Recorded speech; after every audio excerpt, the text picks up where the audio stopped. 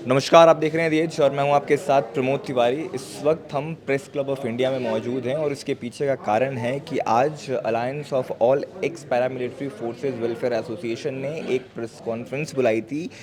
जो 20 ऑफिसर्स को ट्रांसफ़र किया गया है और जो डीआईजी बीसी पात्रा जी को सस्पेंड किया गया है सीआरपीएफ की तरफ से, उसके खिलाफ में सबसे पहले हम इस वक्त हमारे साथ मौजूद हैं retired ADG CRPF Shri HR Singh ji. Sir, सबसे पहले तो मैं ये जानना चाहूँगा कि आज जो ये प्रेस कॉन्फ्रेंस बुलाई गई है, आज जो एक तरीके से एक अपना प्रोटेस्ट दर्ज कराया गया है, उसके पीछे के कारण क्या क्या हैं सर? क्योंकि लगातार सीएपीएफ के जो वेटरन्स हैं वो अपना मुद्दा उठाते रहे हैं। Thank you so much Tiwari जी।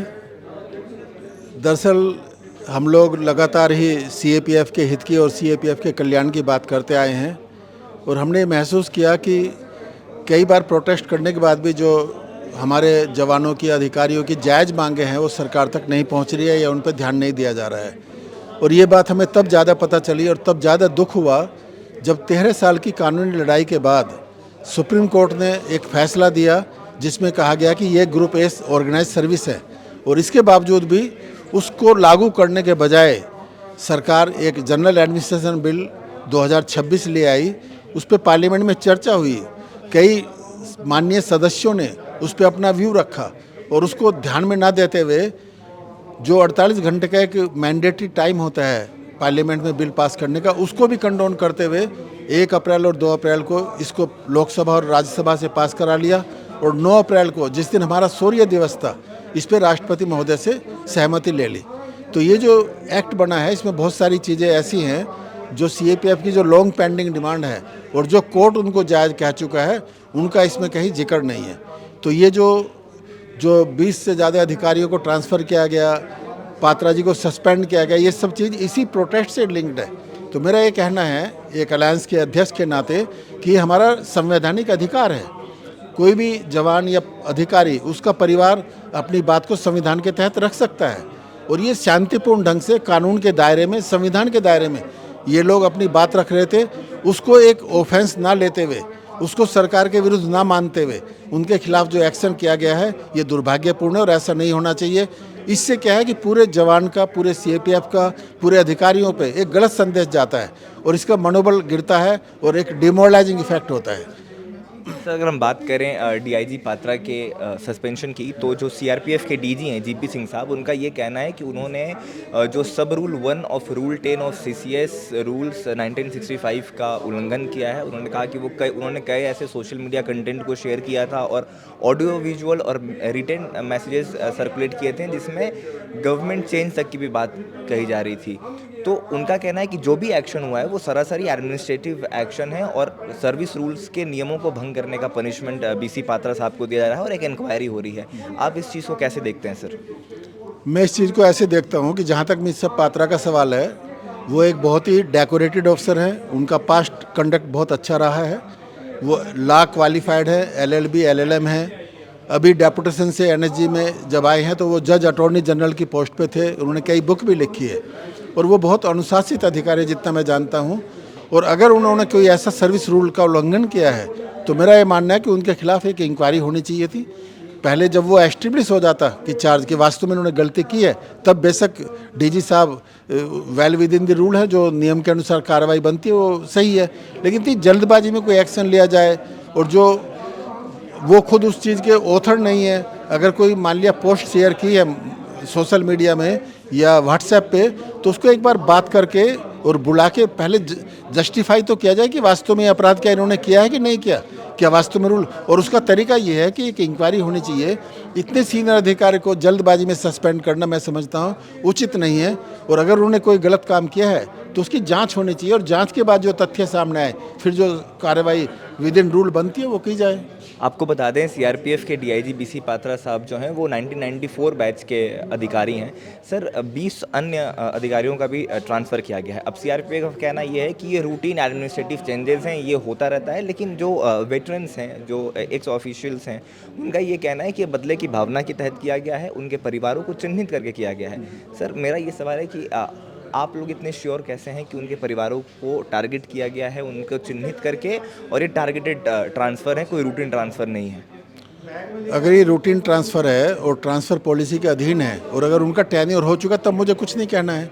लेकिन कई अधिकारी ऐसे ट्रांसफ़र हुए हैं जिनका टेन्योर नहीं हुआ था और जिनके परिवार के सदस्यों ने राजघाट पे इस हिस्से में भाग लिया था। तो हो सकता है एक कोइंसिडेंस हो, उससे लिंक हो गया हो, लेकिन फिर भी गवर्नमेंट की एक्शन या डिपार्टमेंट की एक्शन अधिकारियों के विरुद्ध इस प्रकार की होनी चाहिए जिससे फोर्स में या जवानों पे, अधिकारियों पे डिमोरलाइजिंग इफेक्ट ना आए। और प्रॉपर जांच के बाद अगर कोई आदमी दोषी है तो उसमें हम मना नहीं करते हैं कि कार्रवाई ना हो, लेकिन ये बहुत संवेदनशील मामला है। हमारे जवान और अधिकारी बहुत संवेदनशील ड्यूटी कर रहे हैं। ऐसे मौके पे जब हमारे सीएपीएफ ने देश को नक्सलवाद से मुक्त किया है, हम तो उम्मीद कर रहे थे कि सीएपीएफ को कोई विशेष बिल लाके उनको कोई इनाम दिया जाएगा। और उस प्रकार के जो ये प्रोटेस्ट हमारे लोग एक संवैधानिक अधिकार का प्रयोग करते हुए अगर कोई मांग सरकार के सामने रख रही है तो उस पर चर्चा किया जाए आपस में। मैं तो कहता हूँ गृह मंत्री हमें समय दे, हमारे डेलीगेशन को, प्रधानमंत्री समय दें और डीजी साहब समय दें, वार्ड के चेयरमैन समय दें और जो भी मांगे हैं उस पर चर्चा हो जाए। एक दिन, 2 दिन, 1 घंटा, 2 घंटा और उसके बाद निर्णय लिया जाए। इसमें कोई ऐसी दिक्कत नहीं है, पर एक तरफा कार्रवाई ना हो और ऐसा सख्त कार्रवाई ना हो जो डिमोरलाइजिंग इफेक्ट हो। सर पिछले 2-3 महीने से जब से इस बिल की सुगबुगाहट शुरू हुई तब से लगातार जो वेटरन्स हैं सीएपीएफ फोर्सेस के, वो इसका विरोध कर रहे हैं। सर्विंग ऑफिसर्स नहीं बोल सकते कुछ, तो शायद वो नहीं बोल पा रहे हैं, लेकिन उनके परिवार वाले भी इसका प्रोटेस्ट कर रहे हैं। अब आगे का कोर्स ऑफ एक्शन क्या होगा सर? हमने सुना आप लोग राष्ट्रपति को भी कोई मेमोरेंडम देने वाले हैं। देखो, हम लोग रिटायर्ड लोग हैं, वेटरन्स है, हम अपना सौभाग्य समझते हैं कि हम बल के या सीएपीएफ के हित में अपनी आवाज़ उठा पा रहे हैं। लेकिन हमारी कोई भी आवाज़, कोई भी मांग गैर कानूनी नहीं है, गैर संवैधानिक नहीं है। लेकिन अब अगला कदम हमारा ये हो सकता है कि हम गृह मंत्री जी से समय मांगे, गृह मंत्री हमें समय दे और चर्चा करें, प्रधानमंत्री जी से समय मांगे, वो चर्चा करें, होम सेक्रेटरी से समय मांगे, चर्चा करें। ये मुद्दे इतने संवेदनशील हैं, चूँकि सीएपीएफ से संबंधित है। मेरा निवेदन है कि जो भी अधिकारी हैं, जो भी अथॉरिटी हैं, वो हमारे डेलीगेशन से पांचों फोर्स के अधिकारियों को, जवानों को बुला के एक समय दें और जो भी चीज़ें हैं उस पर आपस में चर्चा के बाद इस पर निर्णय लिया जाए। और मैं ये यकीन दिलाना चाहता हूँ, हमारी जो एसोसिएशन है सरकार विरोधी नहीं है और ना ये आईपीएस विरोधी है। एक ऐसा रंग दे दिया गया है कि ओ सीएपीएफ वर्सेस आईपीएस, ओ एंटी गवर्नमेंट, एंटी डिपार्टमेंट। हम तो मदद कर रहे हैं। कौन चाहेगा भाई, हमारे जवानों ने जो रात दिन त्याग दिया है नक्सल इलाके में, देश को नक्सलवाद से मुक्त किया है, तो हम तो ये चाहेंगे सरकार को कि उनको इनाम दिया जाए, उनको एक स्पेशल मेडल दिया जाए। एक विज्ञान भवन में पूरे देश का रिटायर्ड लोगों को, वेटरन को और जवानों के रिप्रेजेंटेटिव को बुला के उनको सम्मानित किया जाए पब्लिकली। ये इतना बड़ा काम हुआ है और हमारे सीएपीएफ चाहे बॉर्डर पे हो चाहे कहीं भी हो, इतना अच्छी ड्यूटी कर रहे हैं, रात दिन परिवारों से दूर है, मुश्किल इलाकों में, टाइम पे छुट्टी नहीं जा सकते हैं। अभी 5 राज्यों में चुनाव, आपने देखा कैसे रातों दिन। अभी अमरनाथ यात्रा आ गई, सब लोग उसमें बिजी हैं। मेरा 40 साल का अनुभव है कि हमारे लोगों का बहुत बड़ा त्याग है और जितनी भी उनके लिए किया जाए सरकार द्वारा वो कम है। प्रधानमंत्री जी बहुत कंपैशन रखते हैं, हमेशा दिवाली, होली उनके बीच मनाते हैं। गृह मंत्री भी बयान देते हैं बहुत बार कि सीएपीएफ नहीं होते तो बहुत अच्छा काम कर रही है। पार्लियामेंट में उनको सैल्यूट किया है सीएपीएफ को। तो मेरी सिर्फ इतना निवेदन है कि गृह मंत्रालय अपने अधिकारियों के साथ सीएपीएफ के प्रतिनिधियों से बात करें और जो जो भी ये लंबित मुद्दे हैं जो हम प्रोटेस्ट में कह रहे हैं और मीडिया के थ्रू कह रहे हैं, उस पर चर्चा की जाए। कोई भी विशेष सत्र बुला लिया जाए जिसमें सारे स्टेक होल्डर हो, वेटरन्स भी हो, सर्विंग ऑफिसर्स भी हो, सीएपीएफ के अधिकारी भी हो और गृह मंत्रालय के अधिकारी भी हो। और तब जो भी उस पर हल निकलता है उस पर इसको प्रायोरिटी पे इन चीज़ों को हल करने की आवश्यकता है। बहुत शुक्रिया सर हमसे बात करने के लिए। तो ये सुना अपने retired ADG CRPF Shri HR Singh ji को। उनका ये कहना है कि वो कोई भी गलत मांग नहीं रख रहे हैं, वो सिर्फ अपने अधिकारों की मांग कर रहे हैं। उनका कहना सिर्फ इतना है कि अगर आप हमारे लिए कोई नियम बना रहे हैं तो नियम बनाने से पहले एक बार सारे स्टेक होल्डर्स से बातचीत कर लीजिए, एक बार गहन चर्चा कर लीजिए और गहन चर्चा करने के बाद जो भी बिल, जो भी आदेश आप देंगे वो हमें स्वीकार है। लेकिन चर्चा होनी चाहिए। वो प्रधानमंत्री जी से समय मांग रहे हैं, वो गृह मंत्री जी से समय मांग रहे हैं, वो उनसे अपने ग्रीवांस शेयर करना चाहते हैं क्योंकि उन्हें ऐसा लगता है कि वो उनके मसले को हल कर सकते हैं।